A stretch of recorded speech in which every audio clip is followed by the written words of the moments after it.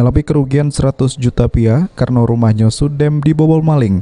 Hibur Pakpahan, warga Jalan Masjid Kelurahan Sukamaju mendatangi ruang SPKT Polrestabes Palembang guna bikin pengaduan polisi. Kejadian naas yang dialami korban sewaktu korban samo keluarga ngadiri acara ulang tahun keluarga. Namun pas korban samo keluarga balik, Sudem terkejut pasalnya kunci lawang depan Sudem rusak. Ternyata pas dicek rupanya barang bergos seperti jam tangan, emas, sama alat elektronik Sudem hilang diambil maling. Menurut keterangan korban, kalau dia Sudem bertanya sama tetangga, tapi tak kate yang nyele ada maling masuk rumahnya. Kerugiannya berapa, Pak? Kalau kita hitung kurang lebih 100 juta. 100 juta. Pak, posisinya waktu itu di rumah kosong apa kita tinggal, Pak?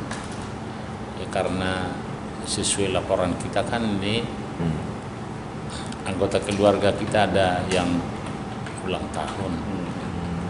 Terus sampai di rumah kurang lebih 10:30, udah rumah udah dibongkar semua. Ini laporan korban ini Sudem diterima oleh SPKT, selanjutnya bakal ditindaklanjuti oleh Satreskrim Polrestabes Palembang.